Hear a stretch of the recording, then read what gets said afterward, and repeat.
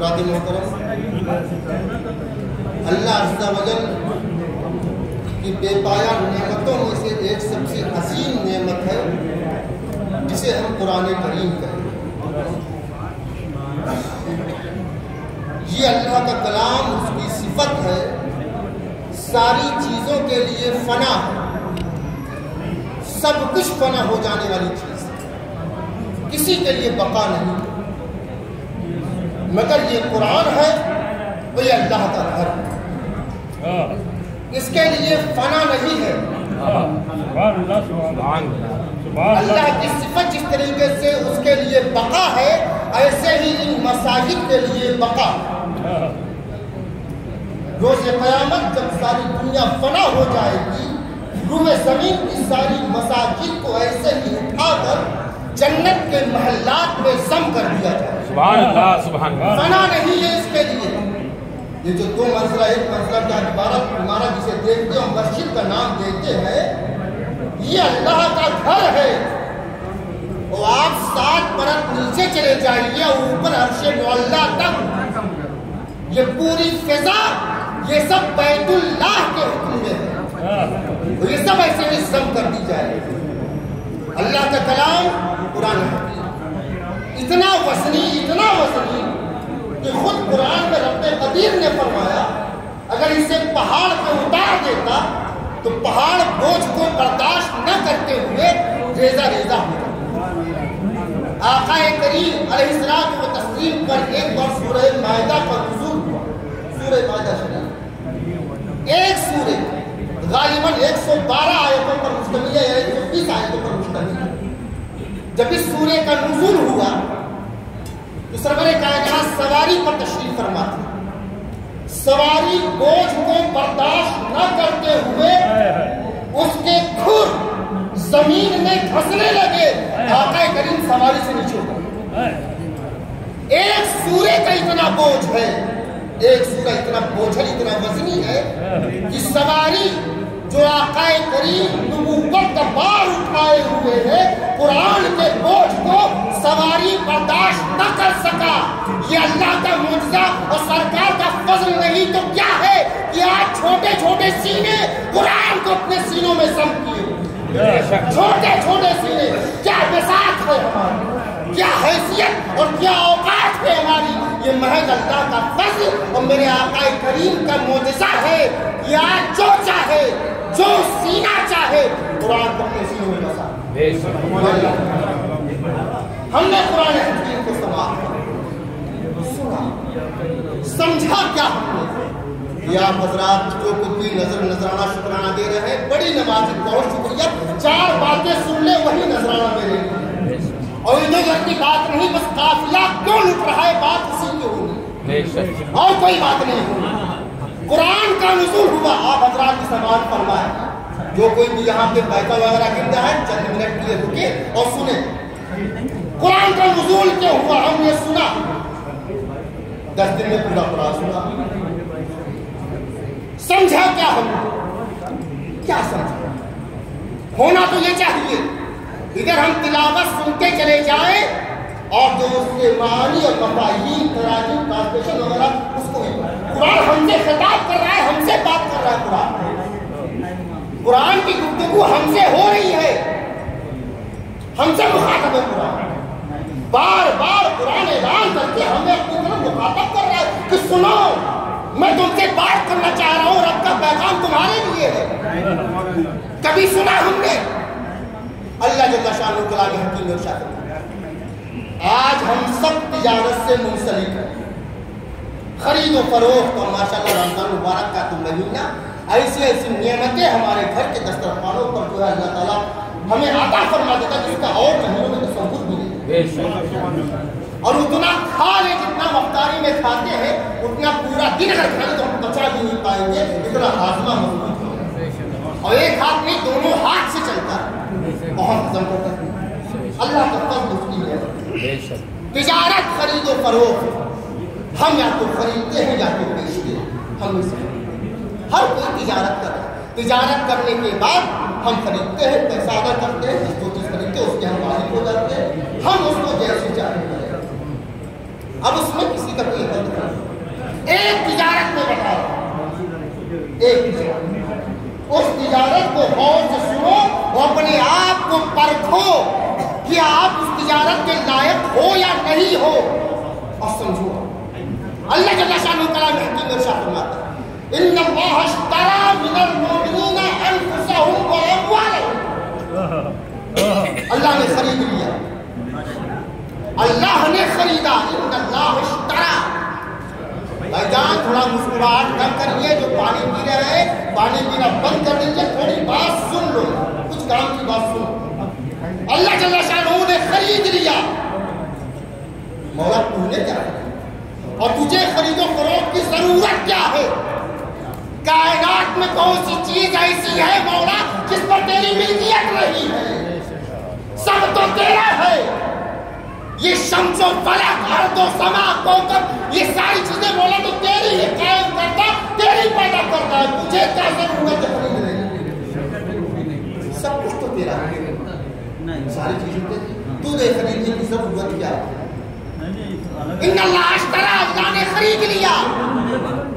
مولا کس سے خریدا؟ کس سے خریدا؟ سارے لوگوں سے، انسانوں سے بولے نہیں، من المؤمنین. یہ تجارت جو ہو رہی ہے مومنوں سے ہو رہی ہے، صرف مومن ہے. خریدنے والا خریدار وحدہ لا شریک رب کعبہ ہے، اور بکنے والے یا بیچنے والے وہ کون ہے؟ مومنین ہے.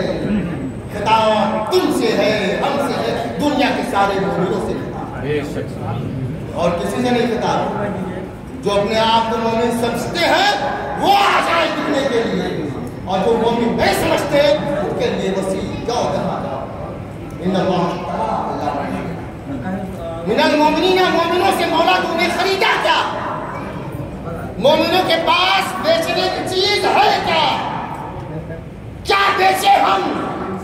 تو کیا چیز ہماری ہے پروردگار؟ یہ جان تو نے دی ہے، آنکھیں تو نے دی ہے، یہ جسم تو نے دیا ہے، حسن و جمال جو کی مولا یہ تو تیرا دیا ہوا ہے. کیا بیچ سکتے ہیں؟ کیا بیچ سکتے ہیں؟ ان اللہ اشتری من المؤمنین، اللہ نے مومنوں سے خرید لیا. کیا خریدا؟ انفسهم واموالهم. سبحان اللہ، سبحان اللہ. ہماری جان اللہ نے خرید لیا، اور ہمارے اموال اللہ نے. دو ہی چیز قیمتی ہے انسان کو، زندہ رہنے کے لیے ہے جان، اور زندگی چلانے کے لیے ہے مال. اور یہ دونوں مال، دونوں چیزیں جو اللہ سے سودا کر لیتا ہے، اللہ تو اس کے بدلے میں دے جا رہا ہے. کیا عطا کر رہا ہے؟ خرید و فروخت تو ایسے نہیں ہوتا. مال کے بدلے مال، بے. خرید و فروخت کہتے کس کو ہے؟ ایک ہاتھ سے دو، ایک ہاتھ سے لو، گیو اینڈ ٹیک سے یہ سودا ہوتا ہے. مولا تو مومنوں سے جان لے رہا ہے، ان کے اموال لے رہا ہے، بدلے میں کیا دے رہا ہے؟ اللہ نے فرمایا بیان لہم الجنہ. سبحان اللہ، سبحان اللہ. بیان لہم الجنہ، وہ تو نہایت سستا سودا. قربان جاؤ تاجدار بریلی کی ذاتی اقدس پر یہاں. ان کی شاعری نہیں ہے، قرآن حکیم کی جیتی جاگتی تفسیر ہے. ایک ایک لفظ سے قرآن اور اس کے پیارے جس پر نزول قرآن ہوا، بس ان کی شان ہے. جنت کا سودا ہوا، جنت کا سودا. کسی خام خیالی میں آپ کو نہیں رکھنے کا، زمین پر اتر کر حقیقت سے روشناس کرا. کوئی خام خیالی نہیں. اللہ نے آپ کی جان، آپ کے مال کو سودا کیا، بدلے میں آپ کو کیا دیا؟ جنت. جنت ہے کیا؟ الگ سبجیکٹ ہے، اس کے بارے میں پھر کبھی یہ سودا. اب مجھے آپ یہ اگر ہم مومن ہیں تو ہم بکے ہیں. اگر ہم مومن ہیں تو ہم بکے ہوئے ہیں. اب ہمارا نہ کوئی بول چکا سکتا ہے، نہ ہمیں کوئی خرید سکتا ہے، نہ ہی ہمیں کوئی رشوت دے کے تول سکتا ہے. اس لیے کہ ہم کائنات سے پرے خالق کائنات کے دستے اقدس سے ہم نے اپنے آپ کو بیچ دیا ہے. ہمارا سودا ہو چکا ہے. ہم سب خوش ہیں. اگر کوئی انکار کر رہا ہے تو وہ مومن نہیں. ہمارے زندگی کے ایک ایک لمحے پر اگر کسی کا حق ہے تو وہ ہمارے خریدنے والے پروردگار کا حق ہے اور کسی کا حق نہیں. اور اسے ماننا پڑے گا, ہماری مجبوری ہے ماننا. نہیں ماننا ہے تو چلے جاؤ, تمہاری کوئی ضرورت نہیں ہے. نہ تمہارا تعلق اسلام سے رہ جائے گا, نہ تمہارا تعلق ایمان سے رہ جائے گا. اگر تم کو مومن کہتے ہو, سودے پہ اعتبار ہم بک گئے. جب ہم بک گئے تو ہم پر صرف ہمارے مالک کا حکم چلے گا اور کسی کے حکم کے ہم ادھین نہیں ہے. ہم تابع ہیں تو فقط اپنے مالک. اگر ایمان ہے قرآن پر اور رب ذوالجلال پر تو ہم فقط اس کے تابع ہیں, اس کے حکم کے پابند ہیں اور کسی کا حکم ہم پر چلنے والا نہیں. چاہے کوئی کتنا طاغوتی فرمان چلائے, کوئی کچھ بھی بند کرنے کا راگلا پہ نہیں چلنے والا ہے. تابع ہم اللہ کے ہیں, فرمان اس کا چل رہا ہے. زندگی کے سارے لمحات محیط گھیرے ہوئے ہماری زندگی کے سارے لمحات کو. اب ایک سوال, اللہ کے بندے اس کے حاصل ہوئے. اب مجھے آپ یہ بتاؤ, یہ رمضان مبارک کا مقدس مہینہ, اس مبارک مہینے میں اللہ عز و جل ماحول کریٹ کرتا ہے. ہماری ماحول ہمیں عادی بنانے کے لیے 11 مہینے ہمارے گزریں گے کیسے. اس کے فجر, ظہر, عصر, مغرب, عشاء, ان 5 وقت کی نمازوں میں ہماری تربیت ہو رہی ہے مسجد میں. ہماری تربیت ہو رہی ہے, مگر ہم اس اللہ کی تربیت کا پاس اور لحاظ کچھ نہیں رکھتے. جیسے ہی چاند نکلتا ہے عید کا, شوال مکرم کی خوشخبری دیتے ہوئے جیسے ماہ 9 کا چاند نکلتا ہے, ہم ساری تربیت کو, سارے وعدے کو فراموش کر جاتے ہیں. پھر اپنی زندگی کی نئی ڈگر پر اسی طریقے سے رماتا رہتے ہیں جیسے کہ ہماری پچھلی زندگی ہے. میرے عزیزوں, غور کرنے کا آج دنیا کس رنگ پہ جا رہی ہے, کدھر جا رہی ہے دنیا, اور کیا کیا کچھ ہو رہا ہے. اور ہمیں تو اب دین سے قریب ہونا چاہیے, جڑنا چاہیے اپنے مذہب سے, اس کی تعلیم پر عمل کرنا چاہیے.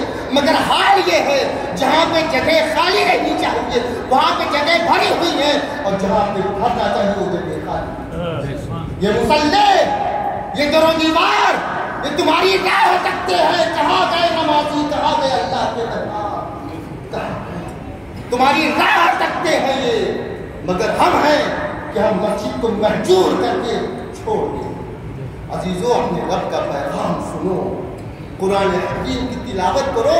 یہ صرف باعث برکت ہی نہیں ہے, یہ زندگی میں انقلاب لانے والی کتاب ہے.